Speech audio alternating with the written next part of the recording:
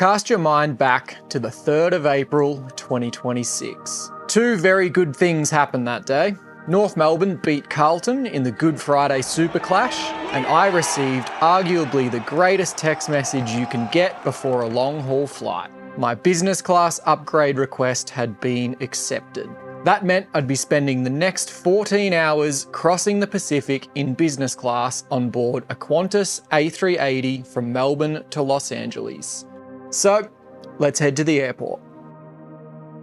At Melbourne Airport's International Terminal, Qantas uses one large check-in area for all of its international departures. At 6:30 in the morning, it's absolute chaos. Thankfully, there's a dedicated business class queue, but even that still meant there was a 45-minute wait before I was able to finally head towards security. Fortunately, the included Express Path pass turned security into little more than a formality. From there, it was downstairs to the Qantas Business Lounge, or as I like to call it, the dungeon.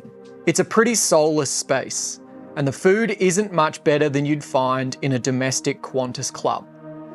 That said, if you head to the left of the reception, there's usually a much quieter seating area, which is exactly where I settled in before boarding. Pretty much on schedule, boarding was called.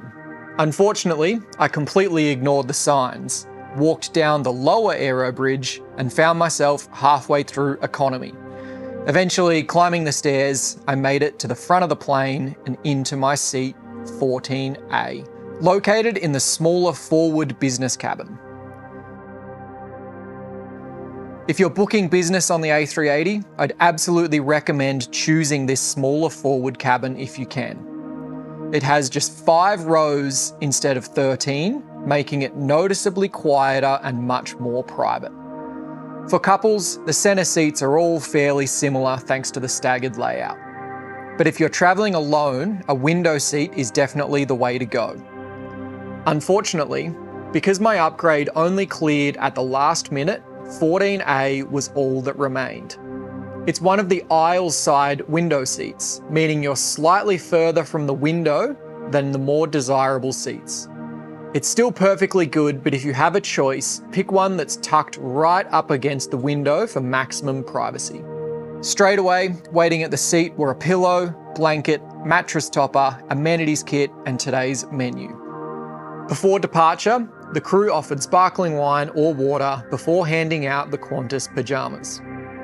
The business suite itself is still one of my favourite seats flying today. There's a generous side table, plenty of storage for your passport and valuables, intuitive seat controls, power outlet, USB charging, water bottle holder, headphone hook, reading light, and tucked underneath the armrest you'll also find the entertainment controller and even a small mirror. Being on the A380 also comes with one huge advantage: storage. The window bins are perfect for stashing bedding and bulky items with even more storage underneath. And perhaps best of all, individual air vents, a feature that's becoming increasingly rare. The suite also includes the car-style shoulder seatbelt for taxi, takeoff and landing. I was also pleased to see the new RM Williams amenities kits had finally made an appearance. Inside, you'll find the usual essentials: eye mask, socks, earplugs, toothbrush and toothpaste, along with lip balm, hand cream and face cream from Grown Alchemist. The breakfast pre-order was collected before departure, and before long we were rolling down the runway bound for Los Angeles.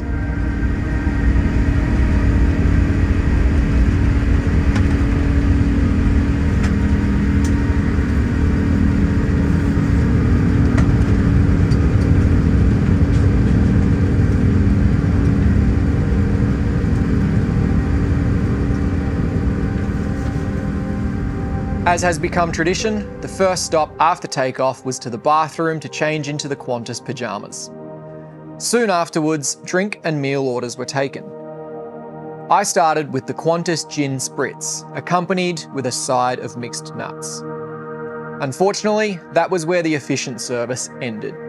It took well over an hour before lunch service finally began, starting with the grilled chicken skewers.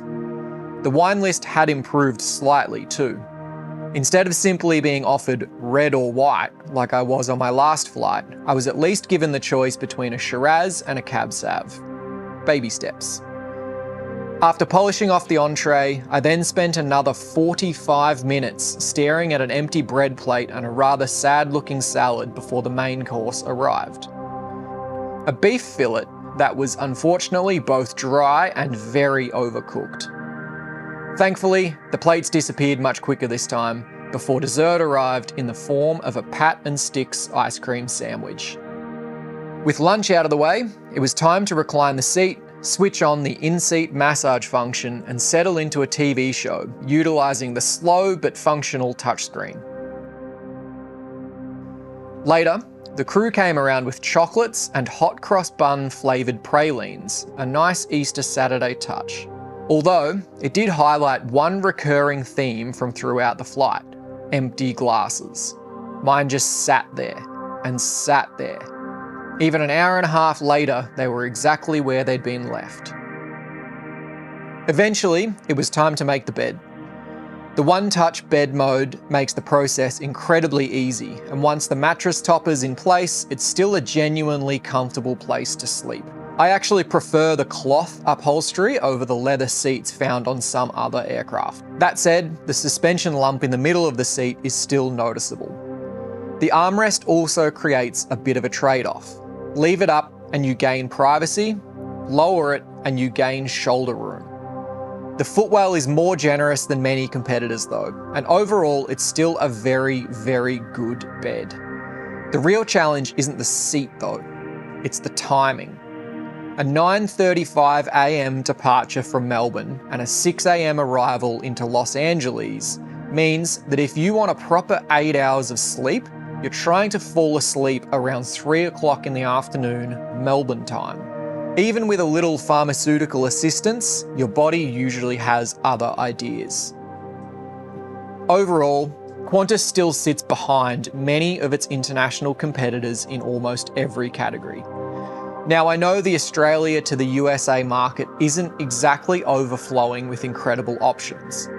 But when you remember this is essentially the same aircraft, crew and catering used on Qantas's flights to London via Singapore, it's impossible not to compare it with airlines like Singapore, Qatar or Emirates. Their catering is better, their service is better, and in many cases their seats are better too. Yet, Qantas often charges the same or even more.